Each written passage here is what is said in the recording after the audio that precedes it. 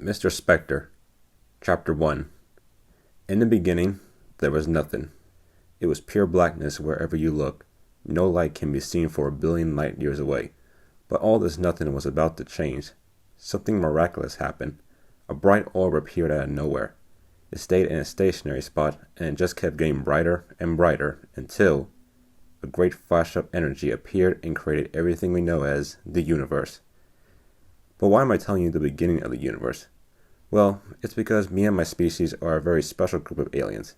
You see, my planet and my galaxy were among the first planets and galaxies to be formed in the universe. But that's not all. Our species, known as the Godmans, were the first intelligent alien race to be born in the universe. I have to admit, when I first heard about this fact in middle school, I was speechless. I didn't think our species, and for that matter, our galaxy/planet, were that special. But I'm getting ahead of myself. Let's jump right into my journey. Oh wait, no. More background info on my planet and people, next chapter. Chapter 2. Deep in the far reaches of the universe lies a planet called Omnos. Omnos is fairly similar to Earth in terms of society, but aside from that, this planet is quite alien. When we get down to one of the major cities of Omnos, the atmosphere and surroundings have a greenish hue to it. This is because Omnos' star is green, which in turn makes the green hue on the planet's surface. The people are quite alien as well. They wear regular everyday clothing and behave like humans would in real life. Their physical characteristics are a whole nother story. The aliens look like beings of pure energy, and all of their skin tone/color is green. One of the things unique about them is their faces. They look like faces carved in a pumpkin to make jack-o'-lanterns. Alright, now that we got that background info out of the way, it's time for my hero journey to be told right here, right now. Chapter 3. It's a Monday in the city of Norin, and people are in the streets and roads going to work. Though one person in particular was getting ready for work the next day, and that person was Jason Gunner, a 20-million-year-old young man who is minding his own business at the moment. Jason is walking to the nearest bar to grab a drink when he notices two men setting up a billboard on top of a building. The billboard states, "Want to exterminate the black scum? Join the army now." Upon seeing this, Jason smiled and thought to himself that, even though he wasn't in the army, he was aiding the soldiers in terms of ammunition. Jason's job, which starts tomorrow, is collecting the element used to make bullets in the guns. The element he collects is called draconium, and the black scum, or amoebas, hate this stuff. Jason was thinking about all of this while walking into Beard's bar. Not a lot of people at the bar. Jason saw only one person. He sat up front and ordered one beer. After taking a first sip, he looked up and started watching the news on the TV. The news was covering the war against the invasive amoebas. Jason was in shock of how the amoebas were growing in numbers. Behind him, the one other person in the bar came up towards Jason and said, "Yeah, things are getting intense up in the field." Jason turned to the side and saw it was his friend from first grade, William Ricks. Jason smiled and said, "Son of a bitch, what the hell are you doing?" Will said, "Off duty. Don't get back in until tomorrow." "You know, tomorrow I start my job," Jason replied. Will said, "Oh, that's right. You told me last week you're element collector. Something like that," Jason responded. "Tomorrow, too, I'm going back out fighting that chaos up there," Will said. "Thought we had those amoebas on the run, but all of a sudden, more came out of nowhere. Thought the ship would be done and over with, but nope. Just keep losing more and more men out there," Will continued. Jason stayed in silence after Will's little speech. Then Will said, "You know, we could use a man like you on the field. We need the help." "Come on, you know I'm not that good in a fight. Remember I had to get my ass out of a lot of situations when we were kids?" Jason said. Will laughed and said, "Yeah, sure did." Then all of a sudden, Will's phone starts ringing. "Oh, looks like she's calling me." "Your lady friend, or should I say girlfriend?" Jason said. Will said, "Lady friend, not my girlfriend." "Sure," said Jason. "Shut up. Anyway, I'll see you tomorrow, alright?" said Will. "Alright, later," said Jason. After Will leaves the bar, Jason gets himself a phone call. This time it's from Nora Gunner, Jason's mom. She wants Jason to come home for a little while. Jason was curious and decided to go over there right now. Chapter 4. Getting over to Mom's place was no trouble for Jason, since a lot of people were working. Mom's place was small, a bit dirty, and quiet, but it was enough to keep a person lasting. Jason walked up to the patio of the house and knocked the door. The door opened and it wasn't Jason's mom, but his little brother, Nathan Gunner. At 11 million years of age, Nathan was a quiet and playful person. At first sight of seeing Jason, Nathan yelled with excitement, "Jason!" Jason gave Nathan a big hug and said, Nathan, good to see you too. Then Nora, Jason's mom, came walking down the hallway towards the door. She said, been waiting for Big Brother to come over since I told him. Oh, really? Said Jason. You been good to Mom? Jason asked. Nathan responded, Yes, I've been good to everyone. Jason said, That's great. Come on, let's go in the kitchen. Mom just made some cookies, Nathan said. Oh, did she now? All right, I'll follow you back there, said Jason. When Nathan ran down the hallway towards the kitchen, Nora hugged Jason. It's good to see my big boy, said Nora. Good to see you too, Mom. As Nora and Jason start walking toward the kitchen table, Nathan starts eating up all the cookies. Nora sees this and says, Nathan, come on, leave some for your brother, okay? Nathan stops eating and goes into the living room to watch TV. Jason and Nora sit down at the table and start to chat. Jason says, So, why did you decide to call me? Nora replies, Well, I haven't seen you in such a long time. I figured I'd get a chance to see you before you start your job tomorrow. I guess everyone knows about it, said Jason. Of course. You're going into the dark depths of space to retrieve ammo element for the army. That's quite a dangerous task right there, son, said Nora. Yet interesting and fun, said Jason. Nora laughs and says, Well, I'm going to call you every other day now to catch up. I better get a reply back. Don't worry, you will, said Jason. Speaking of which, have you told Dad about it? Or... No, and I think you know why I didn't, Nora said. Don't want to disappoint him, said Jason. My old man been trying to get me into his mafia-like business for so long, you know. Just don't want to see people getting punched in the face and don't want to torture anyone and, well, you know. Yeah, but aside from that, he's a nice and caring man, said Nora. Guess that's why he's married to town, replied Jason. Jason looks at his watch and sees 7:30 and figures it's time to head home. I better go, said Jason. Nora calls out to Nathan and says, Nathan, go and say goodbye to Jason now. Nathan goes up to Jason and hugs him. I'm gonna miss you, said Jason. Once Jason puts Nathan down, Nora hugs Jason. I'm gonna miss you too, Ma. After that, Jason walks out the door and heads back home. Upon arriving to his small, one-story house, Jason was merely sleepwalking to the bed from a long day. The only thing that was on his mind was getting to work on time. Tomorrow, work starts at 10 in the morning.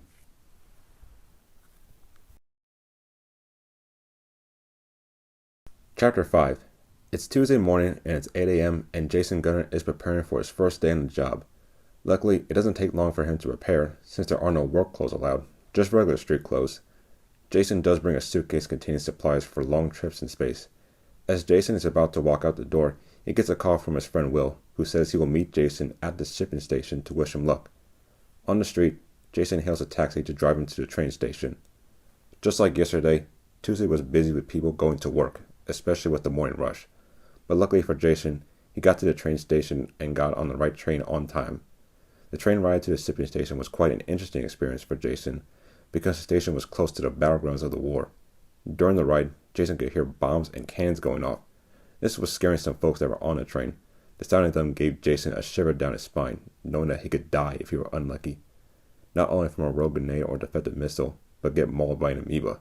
It goes to show that Jason was tackling a dangerous job, and that he must show extra precaution. As the train was approaching the stop, Jason gathered his suitcase and made sure he had everything he needed.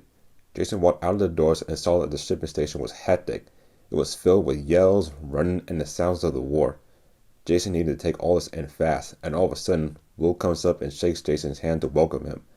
Welcome to the shipping station, Jason, said Will. You can say that again, said Jason. You know where to go? I think so. Don't worry, I'll guide you there. Will guides Jason to his designated work ship that he'll be traveling in. You know, I didn't think this place would be so hectic and loud, said Jason. Will laughed and said, Yeah, no shit. I thought you said you were back on the field today, said Jason. I don't go into the field till this afternoon. Oh, I see. Was your lady friend happy to see you? Said Jason. Very happy. Haven't seen you in such a long time. It was nice to see her beautiful face, said Will.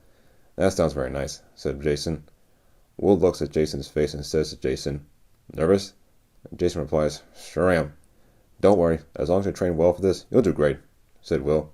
Thanks, man, said Jason. As the two walk towards the ship, Will sees a pretty thin and tall man with a clipboard and pencil in one hand. This man was Mr. Gibson, Jason's boss. Mr. Gibson, Jason's here and ready, said Will. Mr. Gibson looks at his clipboard to see if Jason's name was on there, and it is. Mr. Gunner, sign your name next to your name right here, please, said Mr. Gibson. As Jason signs his name, he sees that 3 other people have left with ships. After this, Mr. Gibson starts telling Jason about the ship he'll be riding. Will tags along with both to make sure Jason gets out of there safely. Mr. Gibson now gives Jason the keys. These are the keys to the ship. Make sure you get it back in one piece. We're running low on them, said Mr. Gibson. Will do, sir, said Jason. Both Jason and Mr. Gibson shake hands and reach an agreement. Then out of nowhere, an explosion happens and creates a hole in the station. This hole was an opportunity for the amoebas to come in and attack.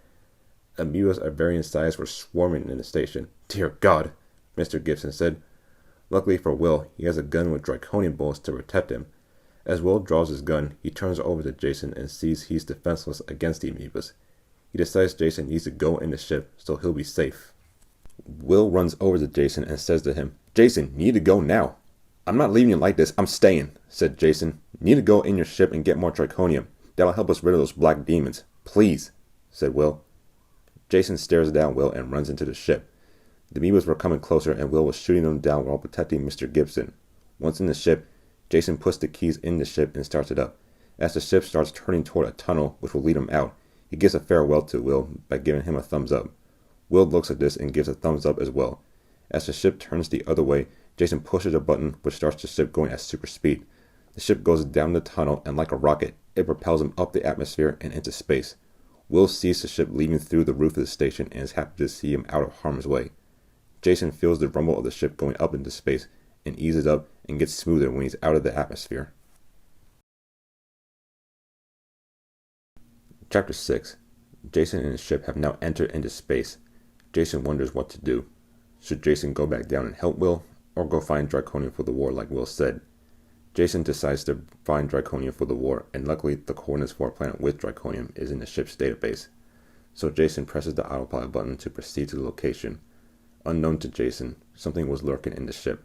A stowaway was hiding, ready to strike and kill. Once Jason presses the autopilot button, the ship shoots a beam which creates a black hole-like portal. This will allow Jason to travel to any point in the universe. The ship jumps into the black hole and is instantly warped in. Going at light speed in space was a cool experience for Jason because it's something he dreamed of when he was young. He dreamed of exploring the universe by visiting stars, planets, and galaxies. While he was appreciating the light speed, he hears an alarm go off and notices the AC line is damaged. Jason takes this opportunity to look at the damage while the ship is in autopilot. Jason gets the manual and necessary equipment to fix the AC line.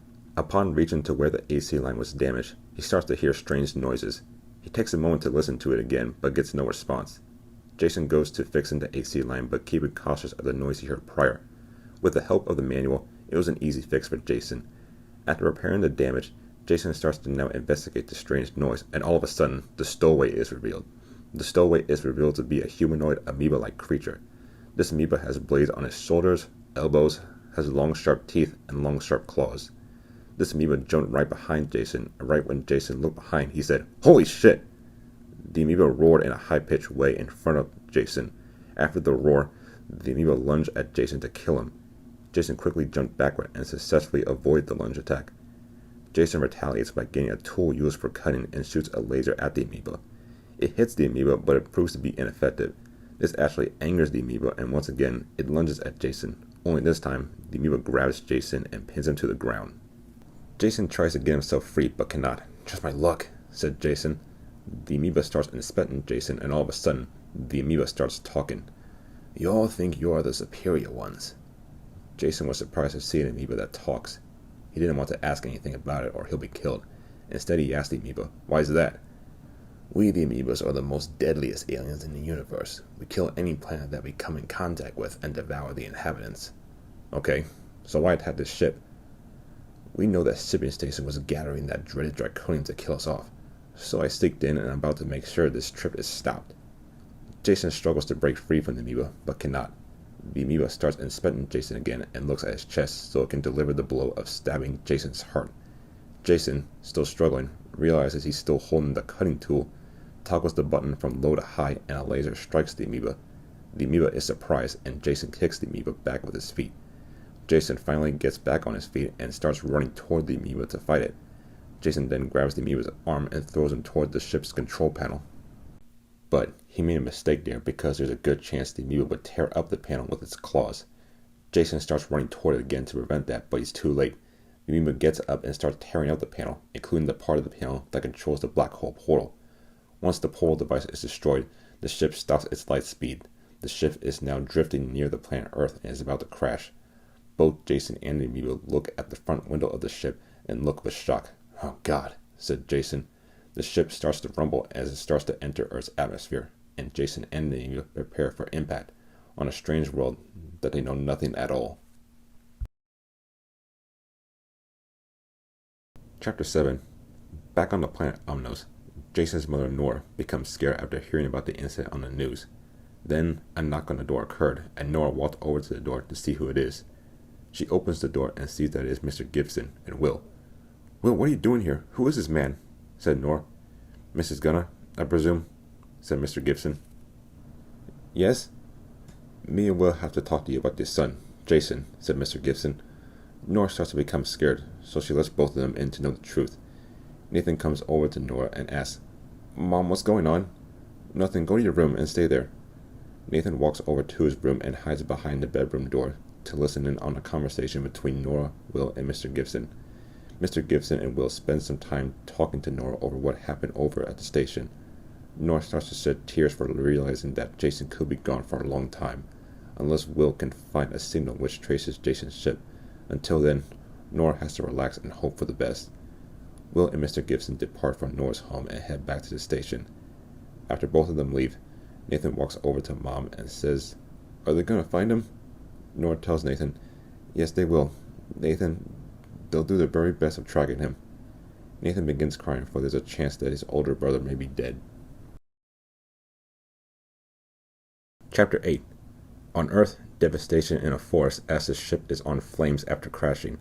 It doesn't seem like anything could have survived the crash, but as luck would have it, something did. Jason, in the main deck of the ship, notices the flames and puts them out using extinguishers. As the fire gets taken out, Jason texts the computer to see where he is in the universe. After finding out the planet is Earth, he is shocked to realize he is on a planet he doesn't know anything about. He also realizes that the amoeba has escaped and needs to find him. Jason gets out of the ship to investigate the forest. While walking in the forest, he notices the strange life forms on this planet, such as a deer and a few birds. Jason gets up on a hill to look over to get a bearing. He sees a big city, which is, unknown to him, San Francisco. Upon looking over, he says, "Damn." It has become clear that Jason has to figure out a plan to get back home.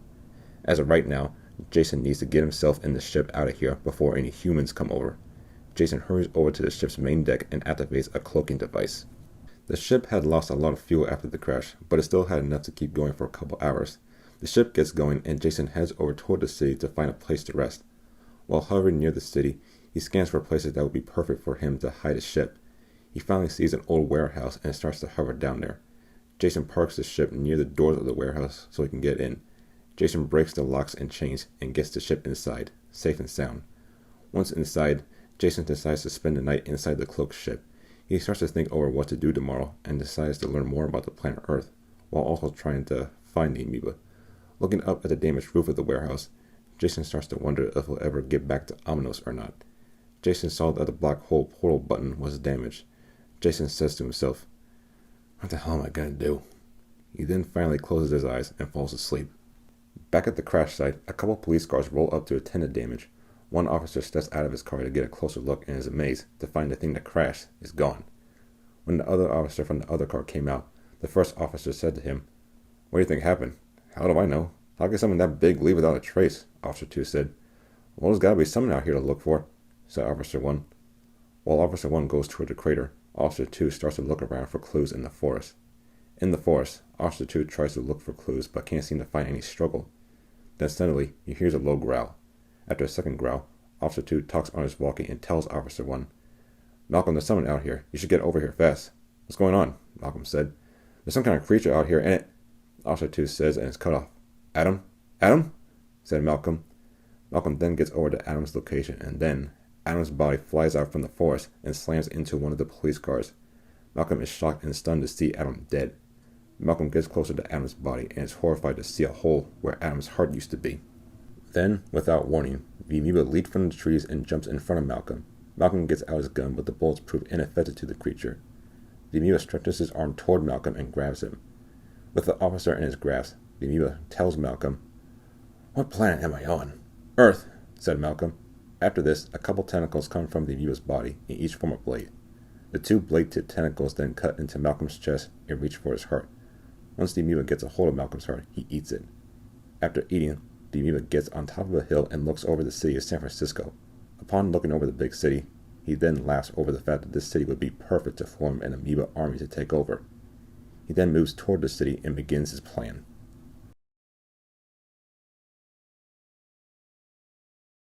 Chapter 9. The sun rises on a beautiful, sunny day in San Francisco. The city is bustling with people and cars, much like Jason's planet. Meanwhile, Jason starts waking up and is exhausted from the stuff that has happened lately. Once awake, he gets out of the ship and heads toward one of the windows in the warehouse to see the sunny day. Jason smiles at what a predicament he's got himself into. Stuck on an unknown planet with very little chance of getting back home, and there's a killer amoeba out and about. Well, what to do? He then turns around to look at the ship and says, well, what to do first is hide you. But before he can do that, Jason decides to go into the ship to find anything that could help him, just in case the humans were hostile. In the ship, Jason finds a good-sized gun that could prove useful, and suddenly he finds himself a disguiser. This device can help him blend in with the aliens. With the device, he finds out that the aliens are called humans, and the planet name is Earth. Earth. Generic name for a planet, but I'll take it, said Jason. With the information needed and ready, Jason takes the disguiser and disguises himself as a human. Once finished, Jason goes to the ship's bathroom to look at himself in the mirror. He is stunned at what he sees and is turned into a male human with clothes and everything. White male with black hair, blue jeans, and a black shirt. Let's hope this disguise works, said Jason. After getting his disguise, Jason leaves the ship and cloaks it. Jason leaves the warehouse and is now venturing into a new world. He will also search for the amoeba to make sure it'll kill him once and for all. Chapter 10. Now out of the warehouse, Jason decides to head toward downtown San Francisco to check it out. But before that, he walks through the neighborhood of Presidio Heights. On this sunny day, people were out and about, walking, jogging, and having a good time. At the same time, Jason's disguise was working. No one suspects Jason as an alien. Jason was taken back at how the lifestyles of Earth is similar to his own planet. As Jason continues his walk toward downtown, it starts to get busier and busier. Jason sees more shops, and one in particular caught his ear. Jason stopped and started to tap his right foot. That's a good beat, said Jason. He realizes that the disco beat was coming from a music store called Music Mania. Jason then goes inside to find out who does that song. The door entrance rings and a man named Mr. Edson says, "Hello, welcome to Music Mania." Jason responded back with, "Thank you, nice dreads." "Oh, thanks, that's usually something kids would say when they first walk in." "Help you find something, sir?" "Yeah, I was wondering who plays that song."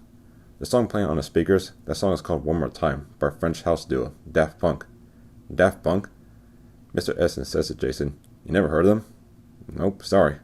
"Wow, man, do you want their album, Discovery, on CD? One More Time is on there." "Really wish I could, but I can't." Jason still remembers that he needs to head to downtown and search for the amoeba. Then Mr. Edson says, "Come on, man, I can tell in your eyes you really want this." "I wish I could, but I don't have any money." "For real?" "Yep." "Oh, wow. Yeah, sorry, but hey, I'll come back later with my wallet, so bye." As Jason heads out, Mr. Edson stops him and hands him the CD for free. "You're giving me this for free?" said Jason. "Yeah, man, I can tell in your eyes you really want this. Plus, the sooner you buy this, the sooner you have a great listen," said Mr. Edson. "Oh, wow, thank you, but won't your boss know about this?" "Don't worry about it, man. I usually do this sort of thing once in a while, and the boss probably knows about it." Mr. Edson and Jason laugh at Mr. Edson's schemes, and Jason heads out. Once Mr. Edson heads back behind the counter, another worker of Music Mania came from the back.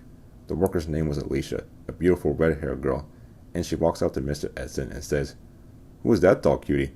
"Just a customer. Why, you want his number?" "No, of course not. He may look nice on the outside, but on the inside, that's a different story," said Alicia. "Seemed like a nice guy," said Mr. Edson.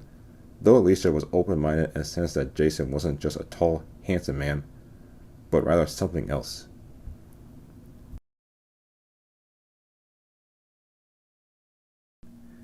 Chapter 11. Jason has finally reached downtown San Francisco.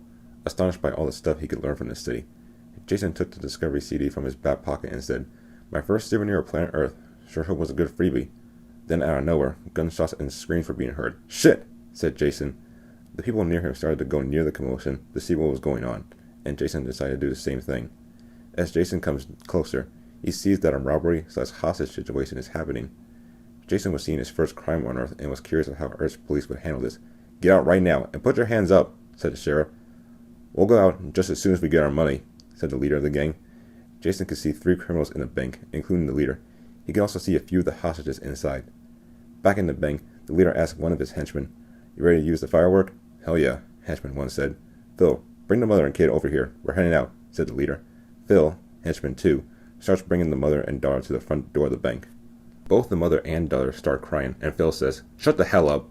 The mother and daughter stay quiet, and the leader, Mason, asks Mac, "Do it." Mac then takes a machine gun-looking device from his back and starts charging at the door. As soon as the bank doors open, all chaos breaks loose. Mac, using his machine gun device, unleashes a hailstorm of firework-like projectiles at the police and the public. Once those projectiles hit something solid, they explode. As this is happening, Jason runs for cover as the explosions happen. Jason runs to part of an area where he can see clearly. As the machine fire ends, Jason sees that the gang is headed out of the bank to their car with the mother and daughter. The gang enter in their car and drive off. Jason sees that the police force was pretty much taken out. He sees officers either down or limping. He also sees that the officers are no chance for those 3 and comes to a conclusion that he might have to stop those criminals. He wasn't sure if he was willing to go through with it. He had a feeling that this may lead to negative consequences in the future, but he thought it was the right thing to do. In a hurry, Jason rushes into an alley and uses the disguiser to change back into his alien form. "Oh boy, I'm gonna regret this, aren't I?" said Jason. Jason jumps straight up in the air to get on a building and uses his hearing to locate the criminals. He hears the criminals and decides to track them down. Jumping on the rooftops, Jason starts seeing the car and says, "Okay, how to approach? Should I come up from behind and stop the car with my hands, or jump in front of them so they'll stop?" said Jason. Jason decides to do option 2, so he takes a giant leap and lands perfectly in front of the car's path. The impact creates a big crater, and the criminals stop their car. "The hell? Was that a meteor?" said Mac. As the smoke clears, Jason Gunner is revealed to the public. The people in the area were in awe of what they see right now. They didn't know what to make of Jason.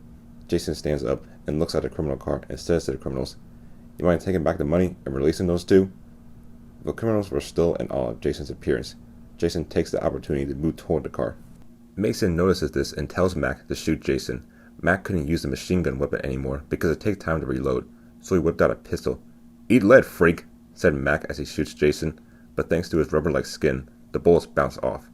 Jason then used his speed to punch Mac in the stomach, which rendered him unconscious. Mason and Phil were scared, while the mother and daughter were curious of Jason's heroic actions. Jason turns to the car and rips the driver door. He asks the mother and daughter, "Are you 2 okay?" The mother replies, "I think so." Jason pulls the driver, Phil, out and throws him against a mailbox. This does Phil in. Out of desperation, Mason throws a grenade at Jason. The daughter says, "Watch out!" Jason quickly grabs the grenade and throws it up in the air. Mason is helpless, and Jason takes this and knocks Mason out. With the gang done for, Jason proceeds to take the gang to the police. But before he does this, the daughter runs toward Jason and hugs his leg. The daughter says to Jason, "Thank you." "Yes, thank you for saving us," said the mother. Jason smiles at both of them and says, "My pleasure." Chapter 12. After the smoke clears, the ambulance comes to assist the police and public. As they are putting the people in their ambulance trucks, Jason arrives with the stolen money. Jason then walks into the bank to hand over the money to a bank employee. "I believe this money belongs to you." The bank employee was speechless as Jason was handing the money in her hands. Jason heads out and stands in front of the bank to look at the scope of the damage. At the same time, crowds of people were looking at Jason with confusion and awe. Jason sees this and says, "Guess I've never seen an alien before." Jason didn't stay for long. He took a big leap and landed on a nearby building to escape the crowd. Once on the roof of the building, he uses his disguiser to turn back into his human form. "Man, that was an adrenaline rush. Not sure I want to do that again. That was a stupid thing to do back there, but it was the right thing to do. But then again, it proved dangerous. A lot of these humans know my existence. They could pose me a threat. I think the best thing to do is just leave them be and not get involved in their actions." Jason then drops down the building and lands in the alley. As he walks back out into the street, he sees something moving on the back of a car. The thing moving was a black, blob-like creature, and it went into the drain into the sewers. Jason realizes the blob is the amoeba. Jason wanted to stop the amoeba, but he realizes he doesn't have any draconium to help him kill it. So Jason decides to head back to the ship to see if there's any reserves. It was the best plan he could come up with. He can't just barge right into the sewer systems because it would cause too much commotion in the surrounding area. In addition to this, the amoeba would most likely kill Jason. Jason quickly rushes over to the warehouse and sincerely hopes that there is reserves in the ship. Chapter 13. Jason hurries back the way he came to the warehouse. As he's running down the street, he passes Music Mania, where the store is closing. Alicia, one of the employees of Music Mania, sees Jason running and wonders what his rush is. When Alicia and Mr. Edson lock up, Mr. Edson asks Alicia, "Want me to walk you home? It can be dangerous at night." Alicia replies, "Thanks, but I'll be fine. I actually like walking at night." "Alright, stay safe," said Mr. Edson. Alicia then walks over in the same direction that Jason was running and decides to investigate. She didn't get a good vibe from him when Jason walked into the store. She wanted to find out. Meanwhile, Jason has finally reached his ship in the warehouse.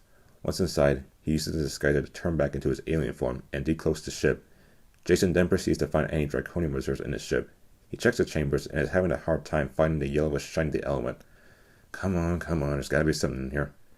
Just as soon as he's losing hope, he sees a glow coming from the glass reserves. Inside, it was draconium. Well, I found it, but I can't just throw this at the amoeba. That'd be stupid. I need to craft weapons. Well, thank you, Dad, for teaching me. With the sun down, Jason decides to sleep and take care of making the weapons the next day. He would also need to make a plan for how and when to use the weapons to destroy the amoeba. Unknown to Jason, Alicia was close to the warehouse. Maybe I should turn back. I don't sense anything anymore, says Alicia. As Alicia heads home, she's jumped by 2 street goons. Well, what's a fine lady like you doing out here? Street Goon 1 says. Just taking a stroll, avoiding dumb punks like you two, says Alicia. Street Goon 2 laughs and says, like a lady and jokes. How about we have a little fun tonight? With a buy like that, I think we will, says Street Goon 1. Look, I got no time for your games. This body's not for sale, says Alicia. Alicia walks away, but Street Goon 2 is about to come up and attack her. But Alicia senses this and punches Street Goon 2 in the throat. He's wheezing for hair and says, "What the hell? I told you, this body's not for sale," says Alicia. Alicia then knocks out Street Goon 2 with a punch in his stomach. With his friend out, Street Goon 1 whips out his gun and tries to shoot Alicia. But Alicia's speed outmatches the bullets and she then tosses Street Goon 1 in a nearby trash can. Alicia does the same with Street Goon 2 and she tosses him in the same trash can. Alicia looks at this and says, "Such perps."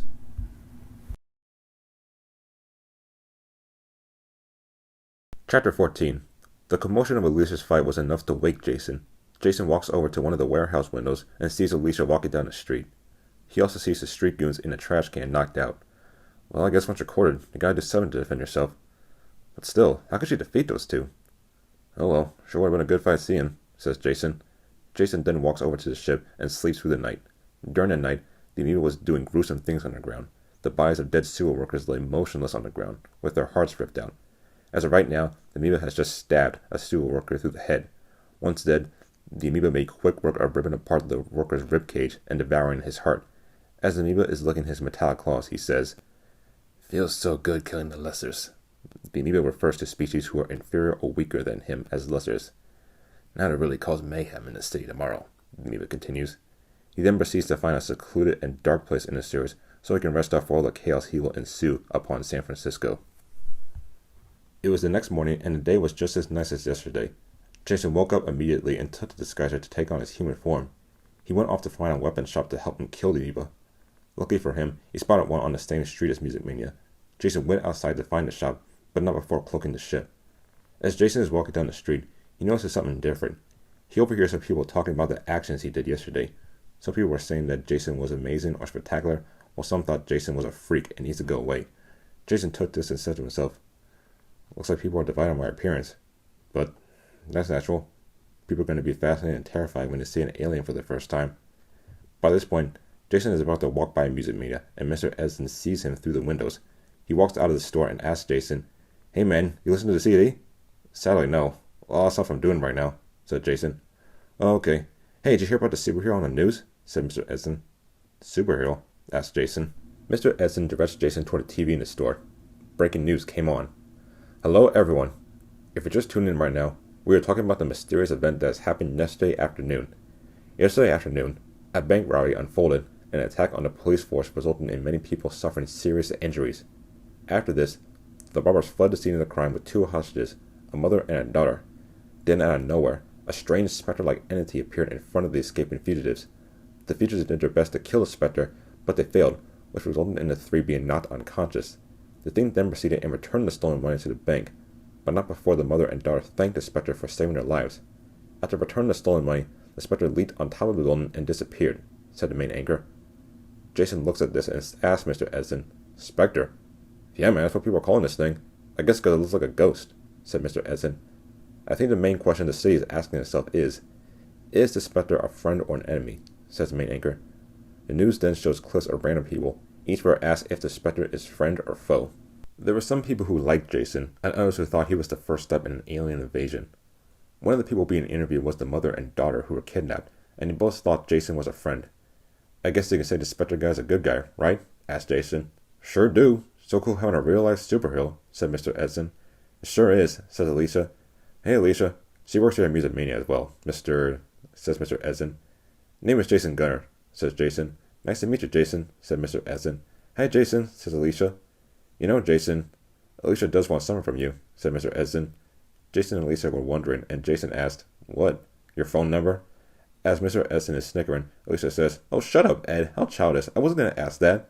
After snickering, Mr. Edson says, But in all seriousness, she did say you were a cutie.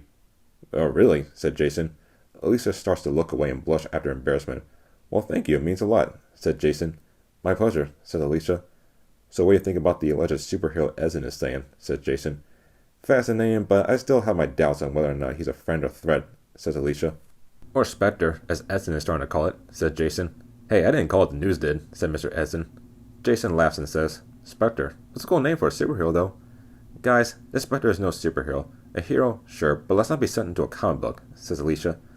Then all of a sudden, breaking news appeared on the TV. All three turned their heads toward the TV to see what was going on. If you're tuned in right now, a strange creature has appeared in downtown San Francisco. The creature is described as being black in color, having sharp claws, and extremely durable. Both seem to have no effect on it. We are getting recent reports that the creature is throwing cars and people like rag dolls and throwing them into buildings. It seems like nothing can stop this thing or its rampage. Unless the Specter can return and offer us assistance, if it can help, we'll be eternally grateful for that, says the main anchor. Jason sees the amoeba on the screen and realizes he needs to try and do something to stop the massacre.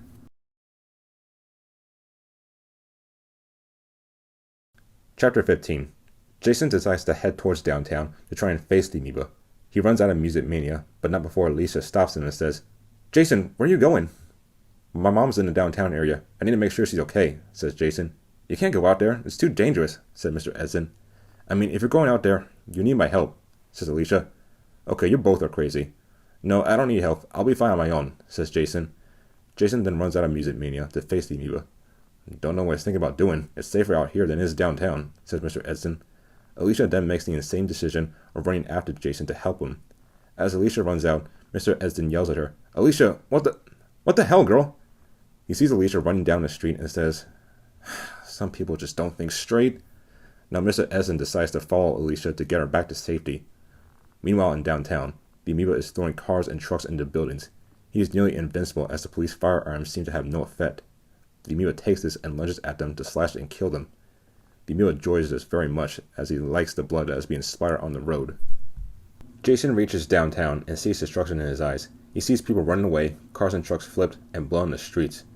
Okay, time to suit up, says Jason. He heads towards an alley to turn back into his alien form. Unknown to him, Alicia is right behind him and is about to walk into the alley where Jason ran into. Jason uses the disguiser to turn back into his original alien form and jumps very high in the air. He lands on top of a building in front of him. Alicia runs into the alley where Jason was, but she sees no sign of him. She then spots the Specter alien up top. She finds this very odd. Then out of nowhere, Mr. Edson, who is running after Alicia, comes up to her and says, Alicia, what are you doing? It's not safe. We need to go. Trying to find Jason, but I lost him, says Alicia. Look, we need to leave now. I'm sure he's hiding out somewhere. Please, we need to go. Alicia goes with Mr. Edson and leaves the area. While that happens, Jason prepares to battle the amoeba. Chapter 16. The amoeba screeches in the air as it's delighted by the destruction and massacre around him. He sees a wounded police officer crawling to safety, but the amoeba kills the officer with one of his spear-tipped tendrils. He then proceeds to dig into the officer's chest, ripping his heart out and eating it, a grotesque action as blood is gushing out of the amoeba's mouth. Jason, on top of a nearby building, says to himself, Alright, I'm most likely going to be killed after this. I got no weapons or draconium on me, but I gotta do something about this. Jason takes a huge leap and lands into the area where the amoeba is finishing his bloody meal. The amoeba turns his head quickly to see what made that impact. He smells the air and tells that Jason is here. As the smoke clears, the amoeba says to Jason, "You." "Yes, I'm here to stop your massacre," says Jason. The amoeba snickers and says, "Yeah, right. We both know I'm the strongest one here. You might as well run now before I rip your heart out." Jason knows this and holds his ground. "What? You wish to be killed? Then please, be my guest," says the amoeba. The amoeba is ready to strike. Jason gets nervous and struggles in his head of what plan to take. Then, Jason thinks of a crazy plan. He starts laughing, and this confuses the amoeba. "Oh, you're actually so happy to die so soon?" says the amoeba. "No, not that. You see, I have something in my pocket. You might say, a secret weapon." "Oh? And what is his secret weapon?" says the amoeba. "Draconium," says Jason. Upon hearing this, the amoeba starts getting nervous because he knows that element is the only thing in the universe that could kill him. "No, you're lying. You're bluffing, aren't you?" says the amoeba. Seeing that the amoeba is feeling vulnerable, Jason quickly takes his opportunity and lunges toward the amoeba. Jason wraps his hands around the amoeba, and they both land in the front of a truck. They end up in a trailer in the back of the truck, and Jason takes no time in coming after the amoeba. He takes the amoeba's arm and throws his body out of the trailer and onto the street. Once landing on the street, Jason runs toward the amoeba, who is on the ground, and punches him in the face. Jason repeatedly punches the amoeba in the face, and this violently shakes the ground. After delivering the final punch, Jason says, "Had enough?" In his head, Jason couldn't believe his bluff actually worked. Amoeba crawls on the road and couldn't believe the actions that happened. His teeth were dented from Jason's punches, and he was struggling to get up. Jason sees this and stomps Amoeba to the ground. "Give up. With Draconium, I can kill you right now." In his head, Amoeba starts to question Jason's Draconium. If Jason did have it, he would have used it right now. Plus, all that throwing and punching couldn't stop the amoeba. He gets curious and takes a good look at Jason's face. He sees twitching eyes. The amoeba realizes Jason was bluffing and proceeds to attack.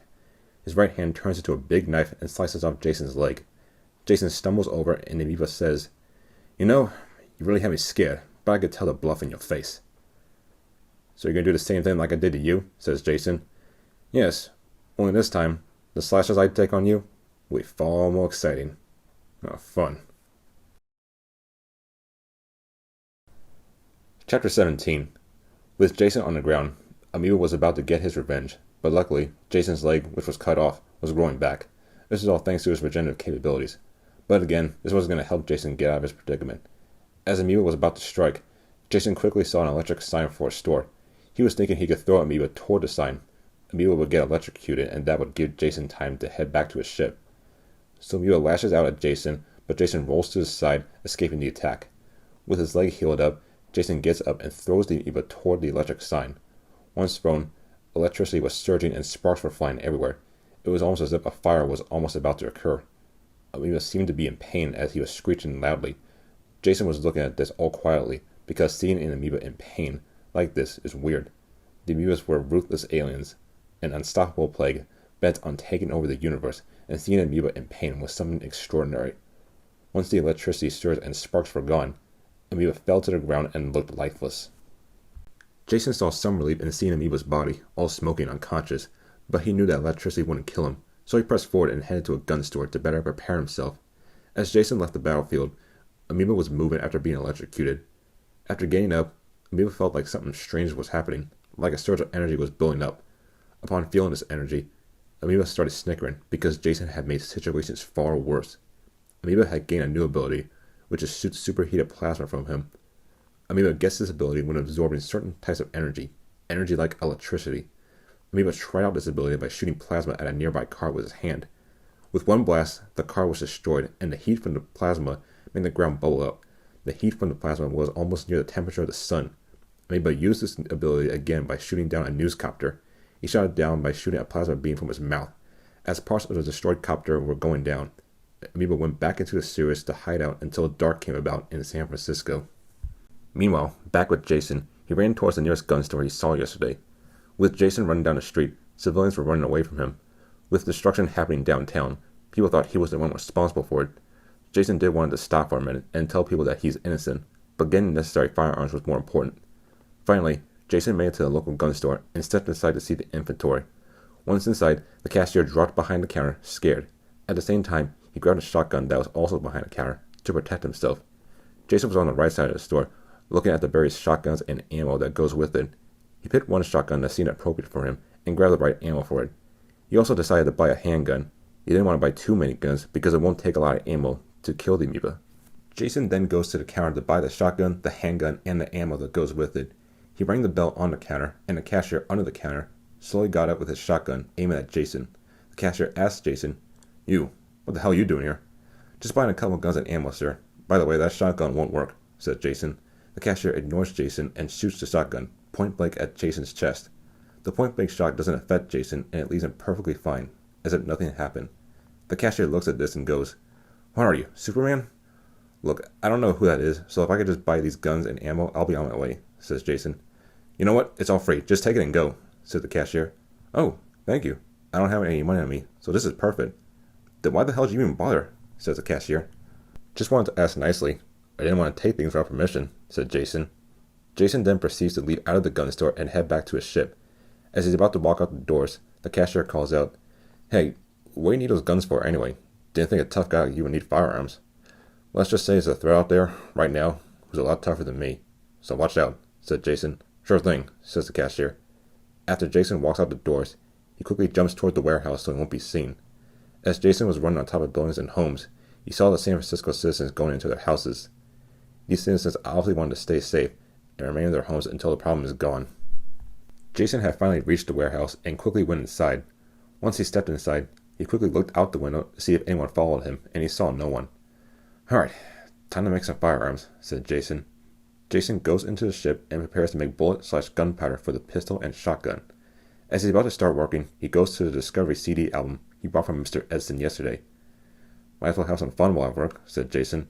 Jason then proceeds in inserting the CD in a CD player built into the control panel of the ship. Once the CD is played, the first track is started up, one more time. Once the song started playing, Jason went to work on the ammo.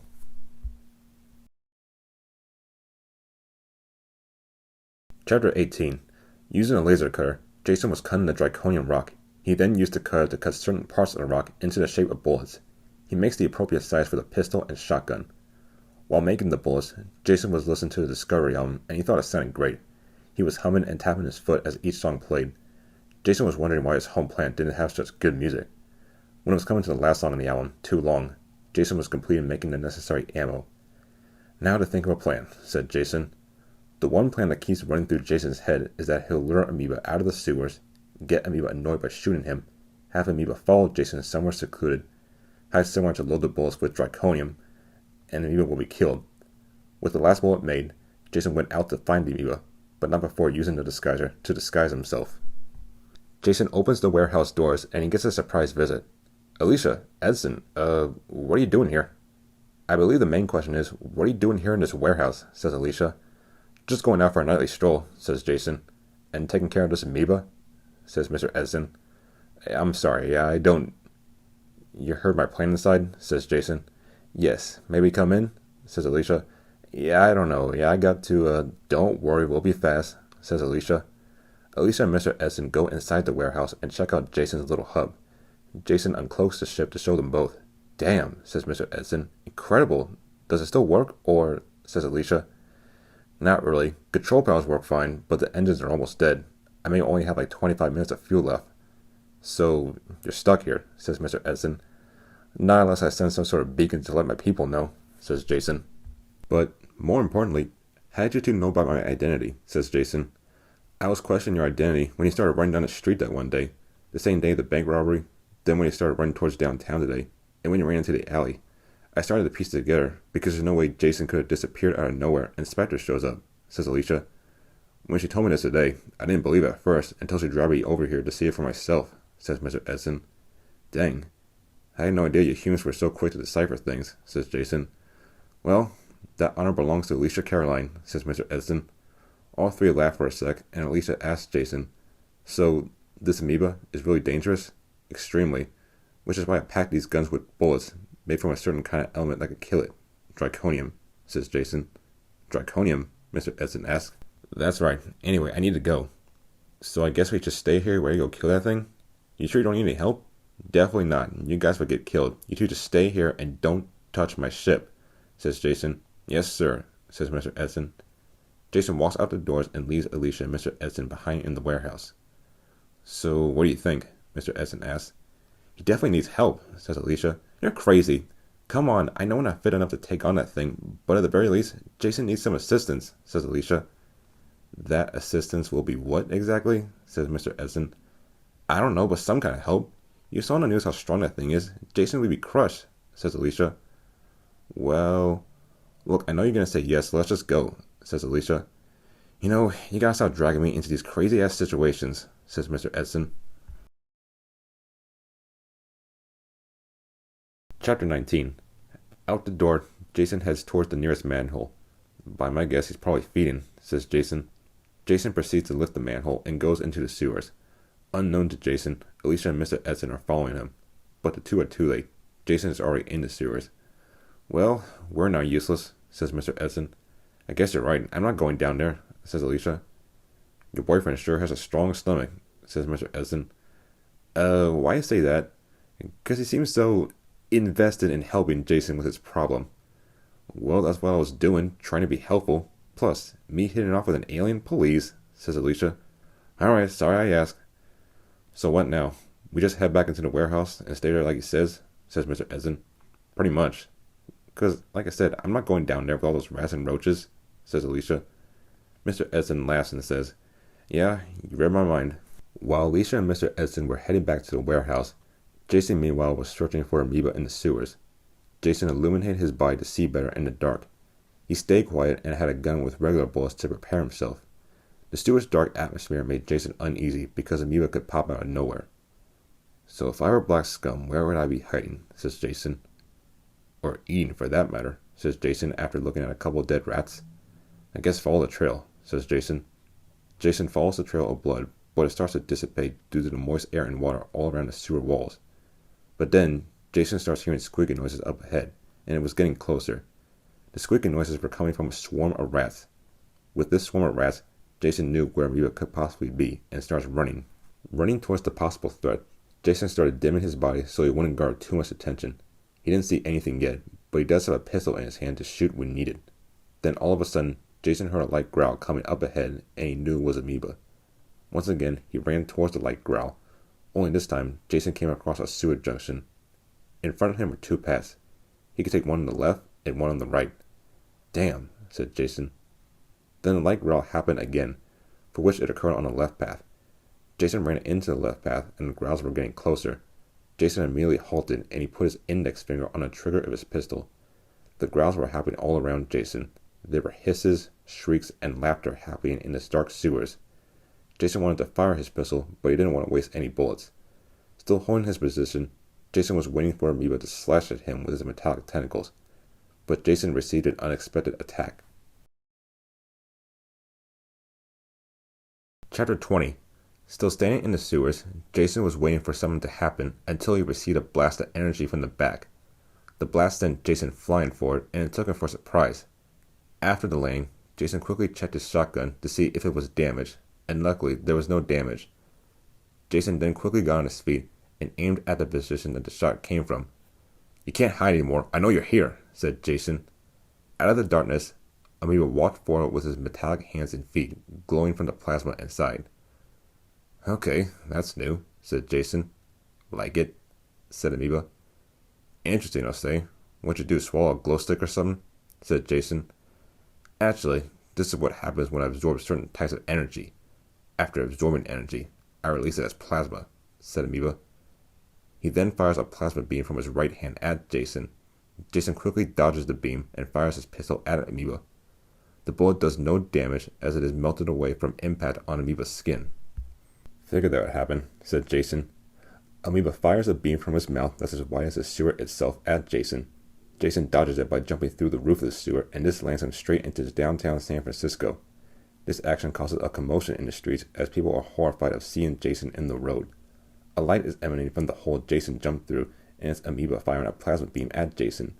He moves out of the way in time, but the beam destroys a building's top off in the vicinity. What power, said Jason. Amoeba then jumps out of the hole to engage battle towards Jason. Amoeba grows 4 tentacles from his back and fires plasma beams at Jason. The destruction that amoeba causes forces the people that are on the streets to flee. On the other hand, this destruction is seen by Alicia and Mr. Edson. Holy crap, said Mr. Edson. I didn't think there'd be so much destruction happening in one night. Alicia rushes toward her car and Mr. Edson yells out, "Helping out, I assume?" "Yep, you coming?" said Alicia. "I guess," said Mr. Edson. Alicia and Mr. Edson drive towards downtown to see if they can help Jason in any way possible.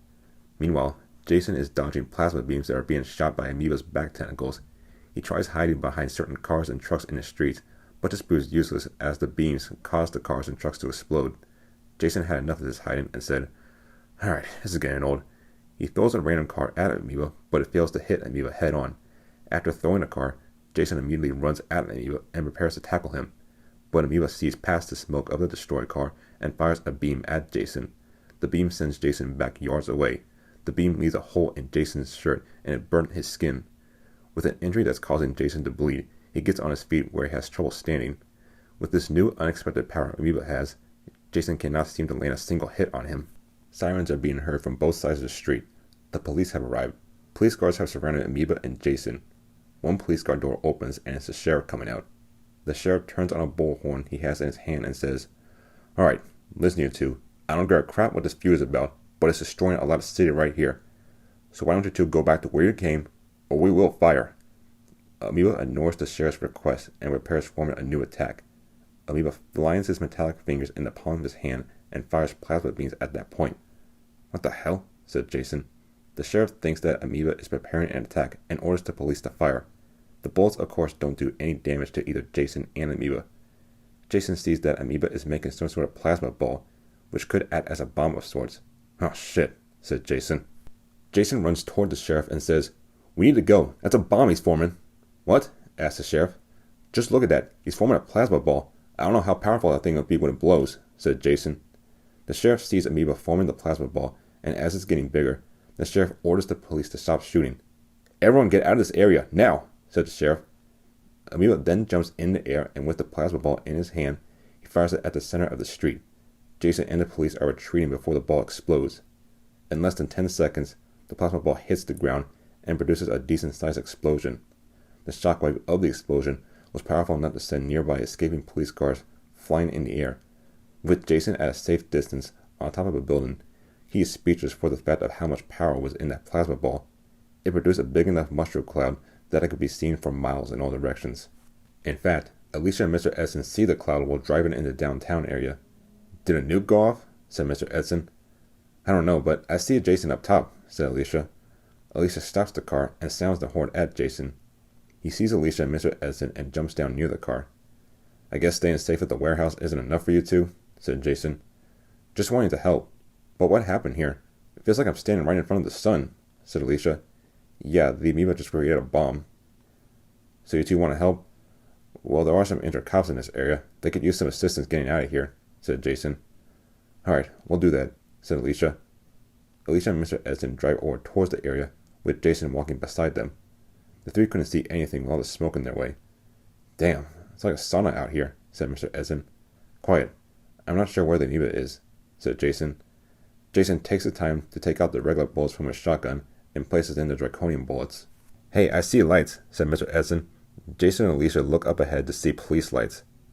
"Alright, I'll stay here and look out for amoeba while you drive over to see if any officers need help," said Jason. "Don't you think you should stay and cover us while we help?" said Alicia. "The lights are only 10 yards away. I'll keep watch while you help. Plus, I think the amoeba is more into killing me than you two," said Jason. "Oh, that's good," said Mr. Edson. "Edson," said Alicia. "Sorry," said Mr. Edson. Jason laughs and says, "It's fine now. Let's do this fast." "Right," says Alicia. Alicia and Mr. Edson drive over to the lights while Jason stands his ground to look for amoeba. While the smoke was clearing, amoeba was still a sneaky creature and could attack at anyone. Jason does a risky move by firing his pistol to let the amoeba come closer. After the shot, Jason hears a low growl and footstep. The footsteps were getting louder until amoeba peered out of the smoke. "I gotta say, I didn't think amoebas had that kind of power," said Jason. "Well, this kind of power is one thing that'll make it easier for us to take over the universe. Nothing will stop us. Except for a little draconium." Amoeba snickers and says, "Please, I'm not falling for that trick again." "Really?" said Jason. Jason shoots his shotgun with the draconium bullets at amoeba's leg. Upon impact, the draconium goes to work by eating away amoeba's skin. The skin is becoming flaky and starts to fall off his body. This process causes him to scream as the disintegration produces extreme pain. Try to be quieter with your next scream, okay? Said Jason. Amoeba falls to the ground with his left leg nearly gone. This action angers Amoeba, so he retaliates by planning to fire a plasma beam from his hand. Jason sees this and prepares to block the attack by crossing his arms. But something unexpected happened. Amoeba couldn't fire a plasma beam. Amoeba is all out of energy to fire any sort of beam. No, I can't be out of energy. He sees that Jason is about to shoot again, so he stretches his arm towards Jason and slashes his chest. The slash mark left 3 good-sized wounds, and it made Jason bleed. Amoeba attacks again by wrapping its back tentacle around one of Jason's legs and swings him into a building. With Jason inside a building, Amoeba takes his opportunity to look for energy. While in the building, Jason quickly gets on his feet and heads back to Amoeba. With the smoke of the explosion gone, it's made it easier for Jason to find Amoeba. It's also made it easier for Alicia and Mr. Edson to assist injured cops. It's Amoeba, said Mr. Edson. Alicia and Mr. Edson moved quietly to Alicia's car with an injured cop. Luckily, Amoeba wasn't after them. Instead, he was too busy looking for energy. Jason takes a big leap over towards a limping Amoeba. With Amoeba injured, Jason takes the opportunity to shoot his shotgun. He aims it at Amoeba's back. The draconian bullets again cause extreme pain as Amoeba is being disintegrated into nothing. This experience fascinated Jason because he has never seen an Amoeba be in this type of situation before. Seeing the most deadliest alien species in pain gave Jason a light smile to his face. With Amoeba's body melted in two, Amoeba knew that this was going to be the end for him. Jason loads his shotgun for the 3rd time and aims it at Amoeba's face. Jason takes the shot, and draconian bullets do their magic by eating away Amoeba's face. Amoeba does a weak growl as his final words. With less than 10 seconds, Amoeba was defeated and has disintegrated into nothing. Jason takes a breath of relief to know that he has won. Chapter 21. With Alicia and Mr. Edson loading the last cop in her car, they are about to head to the hospital. Hey, look, it's Jason, said Mr. Edson. Well, is that creep gone? Said Alicia. Jason thumbs up both Alicia and Mr. Edson. Yes, I knew you could do it, said Mr. Edson. Yeah, but those cuts look nasty. You want any bandages? Asked Alicia. No need. In a matter of a minute, I'll be good as new. Anyway, you may want to hurry. Those cops don't look good, said Jason. Yeah, might as well, said Alicia. Oh, before you go, thanks for the help, you two, said Jason. Our pleasure, said Mr. Edson. As Alicia and Mr. Edson head to the hospital, Jason turns around and heads back to the warehouse. You know, Will, if you're watching this, your mouth would have dropped, said Jason as he's looking up at the stars. Jason heads back into the sewers to get a good night's rest. The sun has come up on a San Francisco morning. With a night as crazy as last night, Jason was having a hard time getting up. He was sleeping on a chair inside the ship, and not even the sun's rays passing through the glass can wake him. It wasn't until a knock on the warehouse door that Jason woke up. Jason quickly got up and noticed that it was Alicia and Mr. Edson. He steps out of the ship to greet them both. You know, if you want to keep people out, you should get a lock, said Alicia. Good call, said Jason. So you all healed up? Asked Mr. Edson. Good as new. Good enough to sound out that beacon, said Jason. So what's this planet like again? Asked Alicia. My planet's name is Omnos, and it's surprisingly like this planet, Earth, in terms of its society and culture, said Jason. Must not be that exciting, said Alicia. Well, there's one thing. The Amoeba War, said Jason. Amoeba War? Asked Mr. Edson. That's right, but amoebas in a war are nothing like the one I fought. They're normally animal rather than intelligent. So I don't know if that was a new species, weird mutation, or what, but as long as it's dead, no more worries, said Jason. Tell me about it. That thing was scary looking, said Alicia. Jason goes back inside the ship and prepares to send out a signal. But before he could do that, he must look at the ship's manual to see how to do it. You don't know how to send an emergency signal? Asked Mr. Edson. Maybe that's why he crashed. Doesn't know how the ship works, said Alicia. Shut up, it was my first day on the job, said Jason. First day is always rough, said Mr. Edson. Yeah, I hear you, said Jason. Now here we go, said Jason as he finds how to send an emergency signal. Jason starts fiddling with the control panel to find his home planet. Alright, got my planet on screen, said Jason. Wow, so green, said Mr. Edson. Jason is about to press the button that sends out the emergency signal. Okay, Will, or anyone for that matter. Let's hope you get this, said Jason. Jason presses the button and a signal is sent out. Going through Earth's atmosphere, the solar system, and the Milky Way, it goes through an incredible journey of traveling many thousands of light years to get to Omnos. It's only a matter of time and patience before Omnos gets the signal and Jason finally makes it home.